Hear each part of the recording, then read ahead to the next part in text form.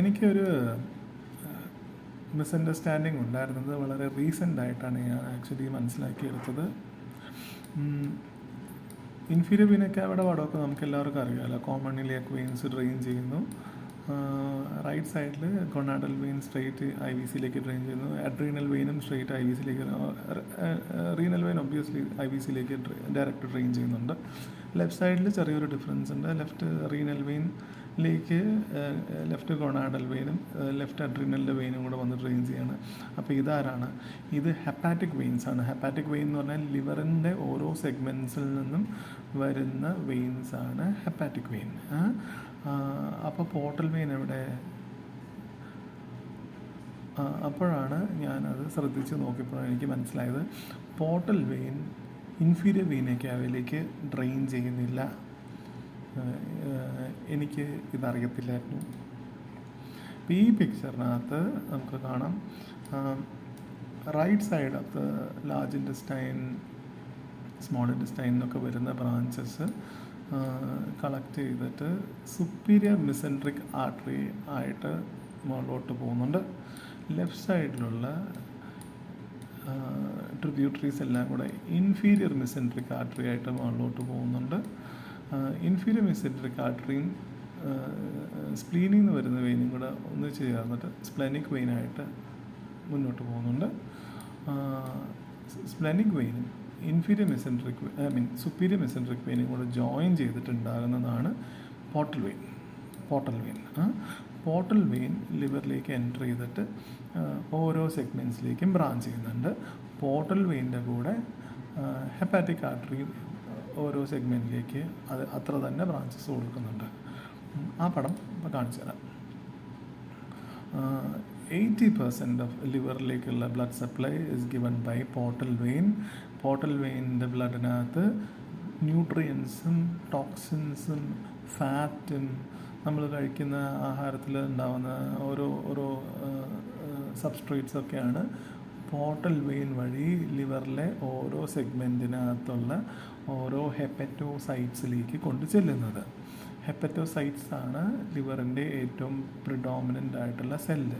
ആ സെല്ലിലാണ് കുറേ പ്രോസസ്സിങ് നടന്നിട്ട് ടോക്സിൻസൊക്കെ അതിൻ്റെ തൊട്ടടുത്തിരിക്കുന്ന ബീലിയറി കനാലിക്കുലയിലേക്ക് ഇട്ട് കൊടുത്തിട്ട് ബൈലായിട്ട് ഇൻറ്റസ്റ്റൈനിലേക്ക് ഡ്രെയിൻ ചെയ്ത് പുറത്തോട്ട് വരുന്ന ഓരോ സെഗ്മെൻറ്റ്സിൽ നിന്ന് വരുന്ന ബൈൽ ഡക്റ്റുകളാണ് ഈ കാണുന്നത്.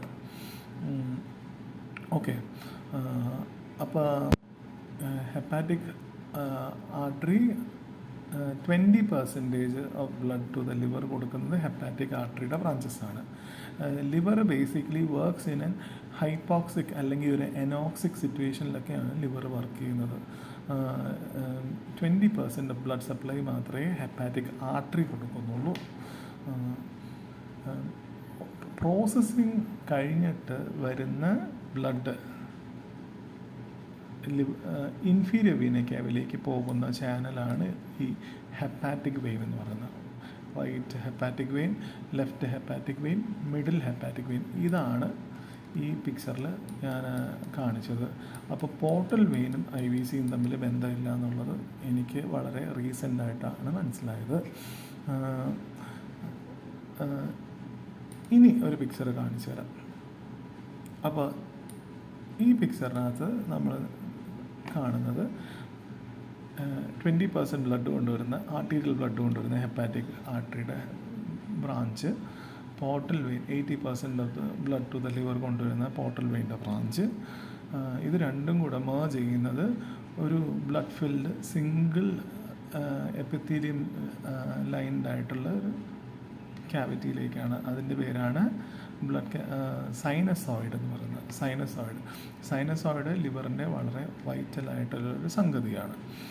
സൈനസോയിഡിനകത്ത് ആർട്ടറിയും വെയിനെന്നും വരുന്ന ബ്ലഡ് മിക്സ് ചെയ്ത് ഈ വരുന്നുണ്ട്. എന്നിട്ട് ഇതിൻ്റെ അപ്പുറത്തിപ്പുറത്തൊക്കെ ഹെപ്പറ്റോസൈറ്റ്സ് ഉണ്ട്. ഹെപ്പറ്റോസൈറ്റുമായിട്ട് സൈനസോയിഡിന് ഡയറക്റ്റ്ലി കണക്ഷൻ ഉണ്ടോ എന്ന് ചോദിച്ചു കഴിഞ്ഞാൽ ഇല്ല. ഹെപ്പറ്റോസൈറ്റിൻ്റെയും സൈനസോയിഡിൻ്റെയും ഇടയ്ക്ക് ഒരു ഗ്യാപ്പ് ഉണ്ട്. ആ ഗ്യാപ്പിൻ്റെ പേരാണ് സ്പേസ് ഓഫ് ഡിസേ. ഇതിൻ്റെ ഒരു മൈക്രോ ലെവൽ ഞാൻ കാണിച്ചു തരാം. മുമ്പ് കണ്ട പടത്തിൽ ഹെപ്പാറ്റിക് ആർട്ടറി, പോർട്ടൽ വെയിൻ ഒന്നിച്ച് മിക്സ് ചെയ്ത് സൈനസോയിഡിനകത്ത് കൂടെ ബ്ലഡ് നടുക്കുള്ള സെൻട്രൽ വെയിനിലേക്ക് കൊടുക്കും. അപ്പോൾ ഇതിനകത്ത് രണ്ട് സൈഡിലും ലൈൻ ചെയ്യുന്ന സെൽസാണ് ഹെപ്പറ്റോസൈറ്റ് എന്ന് പറയുന്നത്. ഹെപ്പറ്റോസൈറ്റും സൈനസോയിഡൽ എപ്പിത്തീലിയവും തമ്മിൽ ഡയറക്റ്റ് ബന്ധമുണ്ടോ എന്ന് ചോദിച്ചു കഴിഞ്ഞാൽ ഇല്ല. ഇതിൻ്റെ ഇടയിൽ ഒരു ലിംഫാറ്റിക് സ്പേസ് ഉണ്ട്. ആ സ്പേസിൻ്റെ പേരാണ് സ്പേസ് ഓഫ് ഡിസേ. ഈ സൈനസോയിഡിനകത്ത് ബ്ലഡാണ്, സ്പേസ് ഓഫ് ഡിസേക്കകത്ത് ലിംഫാറ്റിക് ഫ്ലൂയിഡാണ്, തൊട്ടപ്പുറത്ത് ഹെപ്പറ്റോസൈഡ്. സൈനസോയിഡിൻ്റെ പ്രത്യേകത എന്താണെന്ന് പറഞ്ഞാൽ ഇതിനകത്ത് കുപ്ഫർ സെല്ലെന്ന് പറയുന്ന മാക്രോഫേജ് സെൽസ് ഉണ്ട്. ബോഡിയിലെ ഏറ്റവും വലിയ മാക്രോഫേജ് മെക്കാനിസം എന്ന് പറഞ്ഞാൽ കുപ്ഫർ സെൽസാണ്. ഏറ്റവും കൂടുതൽ പോപ്പുലേഷൻ ഓഫ് മാക്രോഫേജസ് ആക്ച്വലി ലിവറിൻ്റെ സൈനസോയിഡ്സിനകത്താണ് ഉള്ളത്.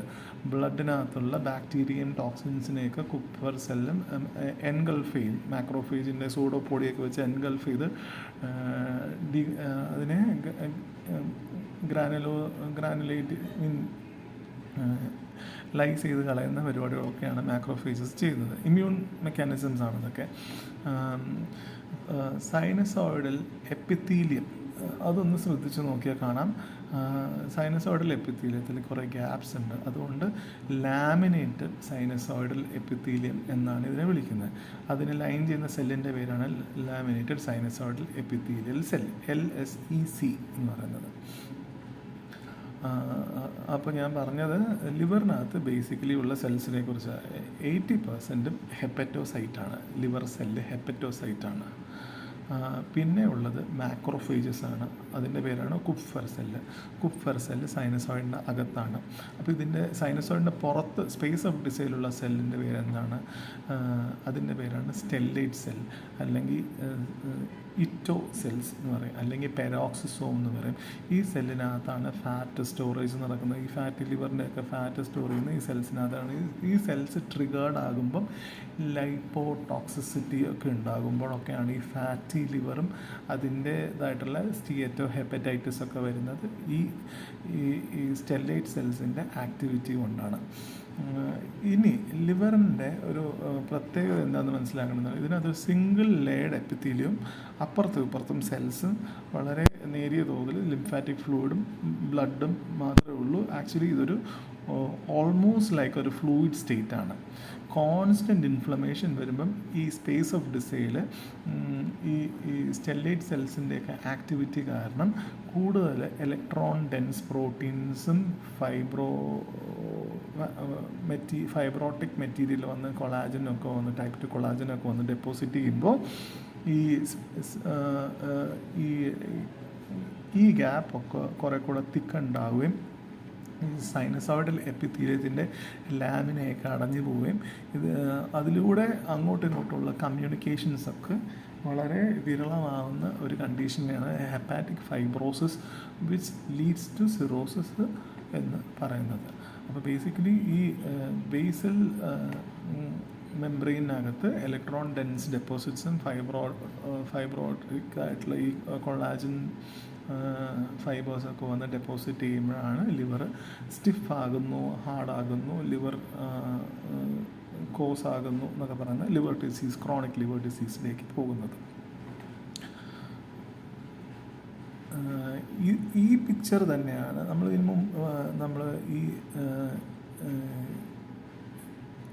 ഈ കാണുന്നത് കേട്ടോ. ഹെപ്പറ്റോസൈറ്റ്, സൈനസോയിഡൽ എപ്പിത്തീലിയം ലാമിനേറ്റഡ് ആണ്. അകത്ത് കുപ്ഫർ സെൽസ് ഉണ്ട്, പുറത്ത് സ്റ്റെല്ലൈറ്റ് സെൽസ് ഉണ്ട് കേട്ടോ. സ്റ്റെല്ലൈറ്റ് സെൽ സ്റ്റാർ പോലെ ഇരിക്കുന്ന സെൽസ്. ഇത് സ്പേസ് ഓഫ് ഡിസേ. സൈനസോയിഡിനകത്ത് ബ്ലഡാണുള്ളത്. ഇത് കൂടാതെ വേറൊരു സെറ്റ് ഓഫ് സെൽസ് ഉണ്ട്, natural killer cells, NK cell എന്ന് പറയുന്നൊരു സെറ്റ് ഓഫ് സെല്ലും കൂടെ ഉണ്ട്. ഒന്നും കൂടെ ആ പിക്ചർ കാണിച്ചു തരാം. 80-20% ഓഫ് ബ്ലഡ് സൈനസോയിഡിലേക്ക് വരുന്നു.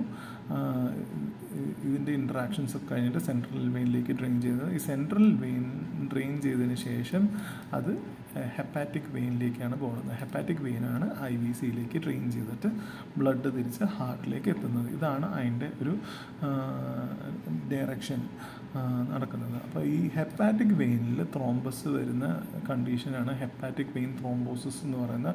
എക്സാമ്പിൾ ബട്ട്കിയാരി സിൻഡ്രോം എന്ന് പറയുന്ന കണ്ടീഷനിലൊക്കെ ഹെപ്പാറ്റിക് വെയിൻ ത്രോംബോസിസ് ഉണ്ടാവും. അപ്പോൾ ബ്ലഡ് പോകാതിരിക്കും, പെട്ടെന്ന് ഹെപ്പറ്റോമെഗാലി ഉണ്ടാവും.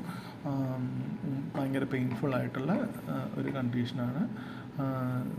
നേരെ മറിച്ച് പോർട്ടൽ വെയിൻ ത്രോംബസ് ഉണ്ടാക്കുന്ന conditions hepatocellular carcinoma, sepsis, other thrombotic സ്റ്റേറ്റ്സിലൊക്കെ പോർട്ടൽ വെയിൻ ത്രോംബസ് ഉണ്ടാകുന്ന സമയത്ത് അല്ലെങ്കിൽ പോർട്ടൽ പ്രഷറൊക്കെ കൂടുന്ന സമയത്ത് ബ്ലഡ് പിന്നെ റിവേഴ്സ് ഫ്ലോയിലേക്ക് പോകും.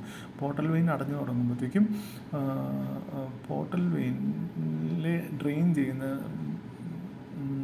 സിസ്റ്റംസൊക്കെ വേറെ വഴി കൂടെ എന്ന് പറഞ്ഞാൽ പെരി അംബലിക്കൽ കൊളാട്രൽസ് കൊടുത്ത് IVCയിലേക്ക് ബ്ലഡ് കൊടുക്കാൻ നോക്കും. ഫണ്ടൽ വേരിസസ് വഴി ഹാർട്ടിലേക്ക് ഡ്രെയിൻ ചെയ്യാൻ നോക്കും. ഗ്യാസ്ട്രോ റീനൽ എന്ന് പറയുന്ന ബ്രാഞ്ചസ് ഉണ്ട്. എന്ന് പറഞ്ഞാൽ ആ വഴിയിൽ പോർട്ടൽ വെയിൻ ലിവറിൽ കൂടെ ബ്ലഡ് IVCയിലേക്ക് പോകാതിരിക്കുമ്പോൾ ഗ്യാസ്ട്രോ റീനൽ വെയിൻസ് വഴി റീറൂട്ട് ചെയ്ത് കൊടുക്കാൻ തുടങ്ങും. ഇതെല്ലാം ഈ പോർട്ടോസിസ്റ്റമിക് ഷൺസ്, കൊളാട്രൽസ് എന്നൊക്കെ പറയുന്ന ഇതിലെ ഏറ്റവും കോമൺ ആയിട്ട് കാണുന്ന കൊളാട്രലൊക്കെയാണ് ഈ ഈസോഫേഗൽ വേരിസസ് ഒക്കെ ആയിട്ട് ബ്ലീഡ് ഉണ്ടാക്കുന്നത്, അല്ലെങ്കിൽ ഗ്യാസ്ട്രിക് ആൻഡ്രൽ വേരിസസ് ഉണ്ടാക്കുന്നത്, ഫണ്ടൽ വേരിസസ് ഒക്കെ ഉണ്ടാക്കുന്നത്. മുമ്പ് കാണിച്ച പിക്ചറിൻ്റെ വേറൊരു പിക്ചറാണ് കാണിച്ചിരുന്നത്. സെയിം തിങ് തന്നെ വേറൊരു ടൈപ്പ് പിക്ചർ കേട്ടോ. പോർട്ടൽ വെയിൻ, ഹെപ്പാറ്റിക് ആർട്ടറി, അതിനകത്ത് കുപ്ഫർ സെൽസ് ഉണ്ട്, പുറത്ത് സ്റ്റെല്ലൈറ്റ് സെൽസ് ഉണ്ട്, സെൻട്രൽ വെയിനിലേക്ക് ഡ്രെയിൻ ചെയ്യുന്നത്.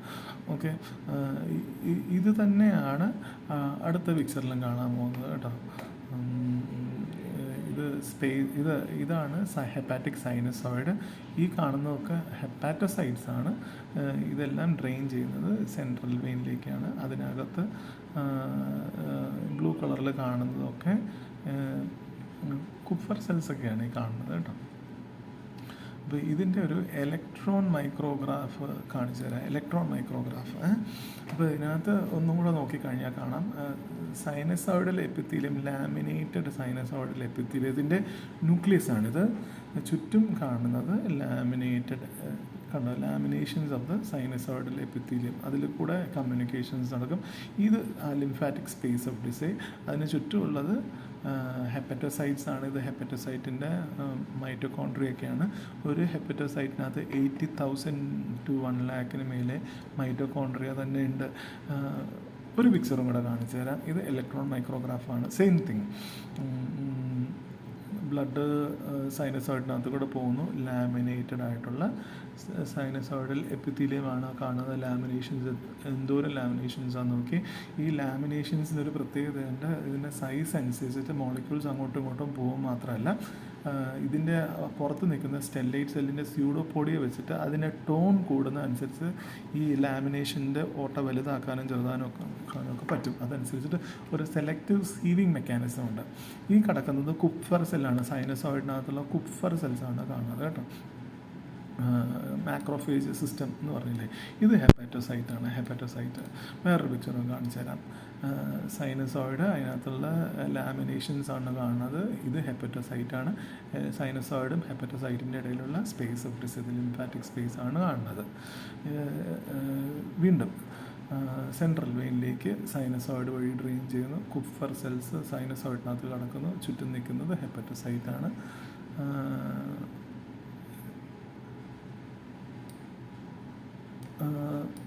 റേഡിയോളജിക്കലി superior mesenteric vein, splenic vein, portal vein ആയിട്ട് വരുന്നു. പോർട്ടൽ വെയിൻ്റെ ഓരോ ബ്രാഞ്ചസ് ഓരോ സെഗ്മെൻറ്റിലേക്കും തിരിയുന്ന പടമാണ് റേഡിയോളജിക്കലി ആ കാണുന്നത്.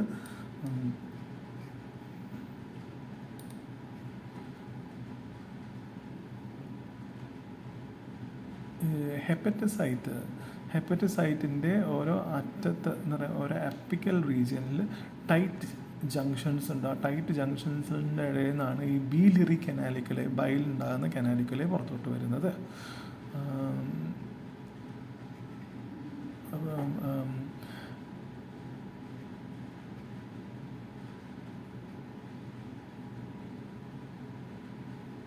എനിവേ ബേസിക്കലി ബൈൽ പിഗ്മെൻ്റ് എന്ന് പറയുന്നത് പോർഫൈറിൻ റിങ്ങിൻ്റെ ഡീഗ്രഡേഷൻ പ്രോഡക്റ്റ് ആയിട്ടുള്ള ബിലിറൂബിൻ ആണ്.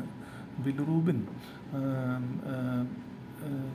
ബ്ലഡ് വഴി ഹെപ്പറ്റോസൈറ്റിൻ്റെ അടുത്ത് കൊണ്ടുവന്ന് പ്രസൻറ്റ് ചെയ്യുകയും ഹെപ്പറ്റോസൈറ്റിലേക്ക് ബിലിറൂബിൻ അകത്തോട്ട് കയറ്റി വിടുകയും അതിനുശേഷം അതിനെ ഗ്ലൂക്കോറോണൈസ് ചെയ്തിട്ട് ഈ കാണുന്ന ബീലിയറി കനാലിക്കുലയിലേക്ക് തള്ളിവിടുന്ന ചെയ്യുന്ന പ്രക്രിയനെ ആണ് നമ്മൾ ബിലിറൂബിൻ ഗ്ലൂക്കോറോണൈസേഷൻ എന്ന് പറയുന്ന പ്രക്രിയ കേട്ടോ. ഹെപ്പറ്റോസൈറ്റ് ആക്ച്വലി ബൈൽ ആസിഡ്സ് ആണ് ഉണ്ടാക്കുന്നത്. ബിലിറൂബിൻ ആക്ച്വലി ബ്ലഡിനകത്ത് വരുന്ന ഒരു പോർഫൈറിൻ ഡീഗ്രഡേഷൻ്റെ എൻഡ് പ്രൊഡക്റ്റാണ്. അത് ഇൻസോല്യൂബിൾ ഇൻ വാട്ടറാണ്. അത് ആൽബുമിനായിട്ട് ഒട്ടിപ്പിടിച്ചിട്ടാണ് ഹെപ്പറ്റോസൈറ്റിൻ്റെ അടുത്തോട്ട് വരുന്നത്. അതിന് ഒരു ബിലിറൂബിൻ ട്രാൻസ്പോർട്ടർ വഴിയാണ് ലിവറിൻ്റെ അകത്തോട്ട് കയറ്റി വിടുന്നത്. ആ ബിലിറൂബിൻ പിന്നെയും ഹെപ്പറ്റോസൈറ്റിനകത്ത് വെള്ളത്തിനകത്ത് അലിയത്തില്ലാത്തതുകൊണ്ട് ഗ്ലൂട്ടത്തയോൺ സിന്തേസ് കൈനേസ് എന്ന് പറയുന്ന ഒരു എൻസൈമുമായിട്ട് മിക്സ് ചെയ്തിട്ട് കുറച്ച് നേരം നിൽക്കും. എന്നിട്ടാണ് UDP ഗ്ലൂക്കോറോണൽ ട്രാൻസ്ഫറേസ് A1 എന്നൊക്കെ പറയുന്നത്, UDP A1 T1 എന്നൊക്കെ പറയുന്ന ആ ട്രാൻസ്ഫറേസ് ഇൻ്ററാക്ട് ചെയ്തിട്ട് ഗ്ലൂക്കോറോണൈസേഷൻ നടക്കുന്നത്. Part of bilirubin actually again exits back into the sinusoid, space of Dissay and sinusoid. ബാക്കി ഗ്ലൂക്കോറോണൈസ് ചെയ്ത ബിലിറൂബിൻ ആക്ച്വലി ഹെപ്പറ്റോസൈറ്റിൽ നിന്ന് അതിൻ്റെ അപ്പെക്സിലുള്ള ബിലിയറി കനാലിക്കുലൈ വഴി പുറത്തോട്ട് വരുന്നുണ്ട്. അപ്പോൾ ആ ബിലിയറി കനാലിക്കുലയിലേക്ക് പുറത്തോട്ട് പോകണമെങ്കിൽ അതിനകത്തൊരു ഗേറ്റ് പാസ് പോലെ ഒരു സംഗതിയുണ്ട്. ആ മോളിക്യൂളിൻ്റെ പേരാണ് മൾട്ടി ഡ്രഗ് റെസിസ്റ്റൻ്റ് പ്രോട്ടീൻ 3. അതിൻ്റെ ഒരു കേടുകൊണ്ടാണ് ഈ ഡുബിൻ ജോൺസൺ സിൻഡ്രോം എന്നൊക്കെ പറഞ്ഞിട്ടുള്ള ബിലിറൂബിൻ പുറത്തോട്ട് പോകാതിരിക്കുന്ന, എന്നിട്ട് ബിലിയറി കനാലിക്കുലൈ വഴി ബൈൽ ഡക്റ്റ് വഴി പുറത്തോട്ട് വരാതിരിക്കുകയും ബിലിറൂബിൻ ഹെപ്പറ്റോസൈറ്റിനകത്ത് കെട്ടി നിൽക്കുകയും ഹെപ്പറ്റോസൈറ്റിൽ നിന്ന് ബ്ലഡിലേക്ക് തിരിച്ച് റിഫ്ലക്റ്റ് ചെയ്യുമ്പോൾ ഹൈപ്പർ ബിലിറൂബിനീമിയ ഉണ്ടാകുന്നു. ബേസിക്കലി ഡുബിൻ ജോൺസൺ സിൻഡ്രോം അല്ലെങ്കിൽ അതിനെക്കുറിച്ചല്ല പറയുന്നത്, എല്ലാ ഹെപ്പാറ്റിക് ഇഞ്ചറി ഉണ്ടാകുന്ന conditions, hepatic cellular damage, necrosis ഒക്കെ ഉണ്ടാകുന്ന കണ്ടീഷൻസിൽ സംഭവിക്കുന്നത് ബേസിക്കലി ഇതാണ്. ബിലിറൂബിൻ്റെ കോൺജുഗേഷൻ ഇംപായർഡ് ആവുകയും ഈവൻ കോൺജുഗേഷൻ നടന്നാൽ പോലും അത് കനാലിക്കുലയിലേക്ക് എത്താതിരിക്കുകയും ചെയ്യുന്ന ഓരോ സ്റ്റേജസിൽ അത് തിരിച്ച് സൈനസോയിഡിലെ ബ്ലഡിലേക്ക് ഗിവ് ബാക്ക് ചെയ്യുകയും അത് ഇൻഫീരിയർ വെയിന കാവ വഴി സിസ്റ്റമിക് സർക്കുലേഷനിൽ എത്തുമ്പോഴാണ് നമ്മൾ ബ്ലഡ് ടെസ്റ്റ് ചെയ്യുമ്പോൾ ഹൈപ്പർ ബിലിറൂബിനീമിയ ആയിട്ട് കാണുന്നത്.